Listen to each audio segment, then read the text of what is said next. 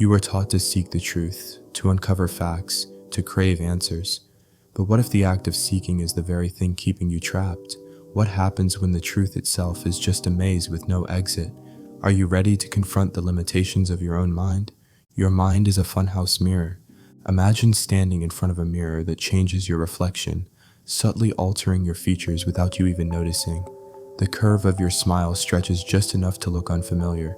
Your eyes shift slightly, no longer aligned the way they should be.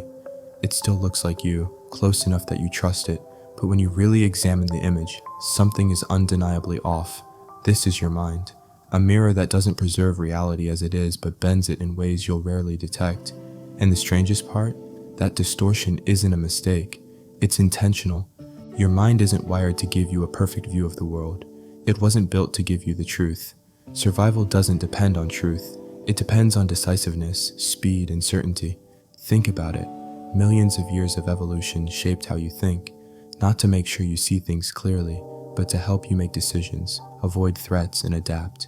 Your brain filters the world, picks and chooses what's relevant, and discards the rest before you're even aware it's happening. You don't experience the raw, chaotic reality around you. You experience an interpretation, and every interpretation is subjective. Here's an example of how deeply this distortion runs. Have you heard of the invisible gorilla experiment? In this famous study, people were asked to watch a video and count how many times players passed a basketball. In the middle of the scene, a person in a gorilla costume walked through the frame, waved, and left. Nearly half the viewers didn't see it. They were so focused on their task, so intent on counting passes, that their brains edited out something as ridiculous as a gorilla in plain sight. Now think about what that means for your daily life. How much do you overlook because your brain decides it's not relevant, but it gets deeper than just missing things? Sometimes your mind doesn't just ignore the truth, it alters it outright. Consider confirmation bias, this quiet force shaping everything you think you know. It's the tendency to seek out information that aligns neatly with what you already believe while dismissing anything that challenges it. You might think you see the world objectively, but often you're just reinforcing your own story, choosing to highlight what feels comfortable and rejecting what doesn't. It's as if your mirror not only warps your reflection, but also erases the cracks in the glass, leaving you unaware of the distortion altogether. And then there's memory. A mirror you think stores your past, but it doesn't store anything. Instead, memory reconstructs. Every time you think about an event, you're not pulling it from a vault. You're piecing it together like fragments of an old photograph, and every time you tell yourself the story, the details shift ever so slightly. What was colorful and clear can fade. What was uncertain can grow sharp. Researchers have found that memories can change so much over time that they no longer resemble the original event. You might think your mind is painting an honest picture of the past, but in reality, it's rewriting it to fit the present. So if your mind is this funhouse mirror, twisting and pulling every reflection, what can you trust? Your clearest thoughts might still be warped. Your strongest convictions might be built on invisible cracks. And yet, it's hard to escape the belief that what you see and feel in this moment is real. How could it not be? Your mirror lies, but it's convincing. If this is true, if everything your mind reflects is partial or distorted, what else is it keeping from you? And more importantly, why does it do that? The language trap. What if the words you think with, the thoughts that feel so uniquely yours, aren't entirely your own? What if they're not a doorway to understanding, but a wall, limiting what you can imagine, obscuring what you might otherwise see? Language isn't just a tool you use to describe the world. It's a filter shaping your perception of it. You're surrounded by reality in its fullest form, yet the words you know act as a frame, cutting off everything outside the edges. Think about it. Every word carries meaning, but only the meaning your culture has agreed upon. It organizes your thoughts. It decides what you notice and what you don't, who you love, what you empathize with, even what you fear. Language gives structure to your reality, but in doing so, it quietly removes possibilities.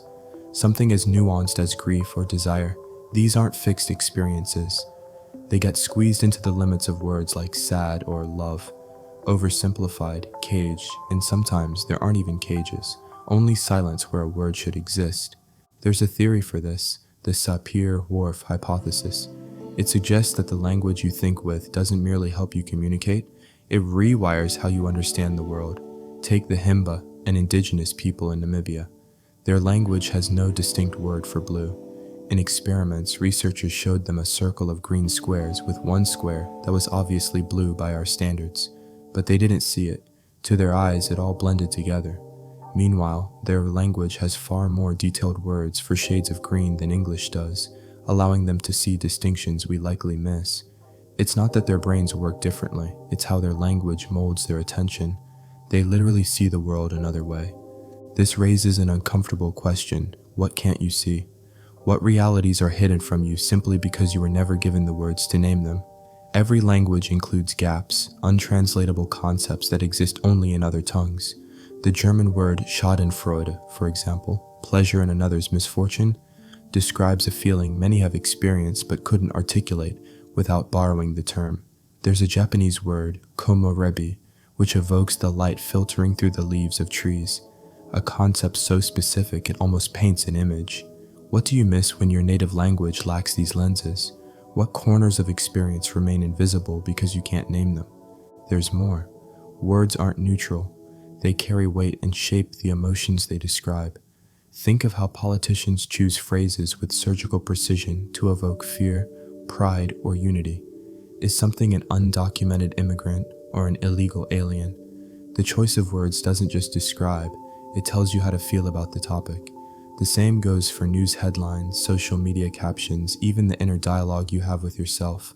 The way you talk about something, out loud or in your head, frames how you interpret it, whether you realize it or not. Research supports this.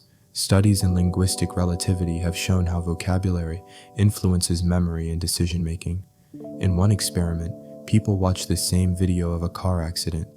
Half of them were asked how fast the cars were going when they smashed into each other. The others were asked the same question, but with the word hit. The difference? People given smashed consistently estimated faster speeds and were more likely to falsely remember shattered glass, though none appeared in the video. Just one word reframed their perception of the same event. The truth is, language doesn't just describe reality, it creates it. Every sentence you form builds the world as you understand it, but that world is always smaller than the full reality. Your vocabulary defines what you see and how far you can think, but beyond its borders lies everything you can't even imagine. Words bring clarity, but they're also boundaries. If this is true, if language limits your thoughts, what does that mean for the truths you'll never grasp? How small is the slice of reality you're living in simply because you can't name what's missing? And yet, we cling to these words, incomplete as they are. That raises a bigger question. How much of this is about needing truth, and how much is just about needing certainty? The comfort of certainty. Why is certainty so irresistible? It's not just about knowing the answer. It's about the way certainty feels, like slipping under a warm, heavy blanket on a cold night. Certainty promises safety. It gives your mind the reassurance that things are stable and predictable, even if they really aren't. And that pull toward feeling safe is ancient. It's wired into you by evolution, a survival instinct carried through lifetimes. Knowing whether the rustle in the bushes was a predator or just the wind wasn't just useful, it was life or death. Certainty kept your ancestors alive. But what happens when the need for certainty outlives its usefulness? What happens when it starts warping how you see the world? Our minds crave patterns, structure, and clarity, but real life isn't so neatly organized. Black and white thinking simplifies a chaotic reality into manageable chunks, creating a mental map that feels easier to follow. It's why so many of us cling to labels and categories. Something or someone is either good or bad, right or wrong, with us or against us. But simplifying this way blinds you to complexity. It locks you out of the subtlety, the gray areas, the parts of reality that don't fit cleanly into the boxes you've made. Then, one misstep, one crack in your framework, and the entire illusion begins to fall apart. Certainty doesn't just simplify the world, it hides how incomplete your understanding of it is. Let's make it practical. Imagine being presented with evidence that challenges something you deeply believe. Maybe it's a political stance or a deeply personal idea about yourself. Your brain doesn't respond neutrally. Instead, it tries to resolve the discomfort caused by conflicting information. Psychologists call this cognitive dissonance, and it's more powerful than you might think. Faced with conflicting truths, your mind doesn't lean toward what's accurate. It leans toward what feels comfortable. You'll rationalize, justify, even ignore evidence to preserve the version of reality that feels stable. because to let go of that stability feels terrifying. In one classic study, researchers asked participants to complete a boring, repetitive task and then lie to the next participant, claiming the activity was fun. Those who were paid only a small amount for lying convinced themselves that the task was enjoyable to resolve the tension between their actions and beliefs. This is how far the mind will go to protect its sense of consistency. If a simple experiment can create that kind of mental gymnastics, imagine how much of your day-to-day certainty is reinforced in ways you don't even notice. The truth about certainty is that it's a double-edged sword. It keeps you grounded, but it also keeps you stuck. Think of it as a thick, cozy blanket in the middle of a storm. It blocks out how cold and chaotic the world really is, but it also blinds you to the reality of the storm itself. You feel safe in your certainty, but that safety comes at a cost. Without realizing it, you're shutting yourself off from questions that could challenge or expand how you see the world. And the cost doesn't stop there. Certainty isn't just a crutch, it's a prison for your curiosity. When you're certain, you stop questioning. When you stop questioning, you stop learning, growing, and noticing alternatives. You begin clinging to answers as if they're walls holding up your reality, too afraid to see what might collapse without them. But how often do those walls hold you in just as much as they hold everything else out?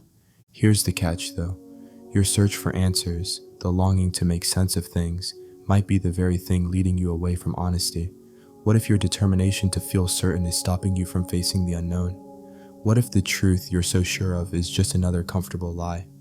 You'll never know the whole truth, and maybe that's okay.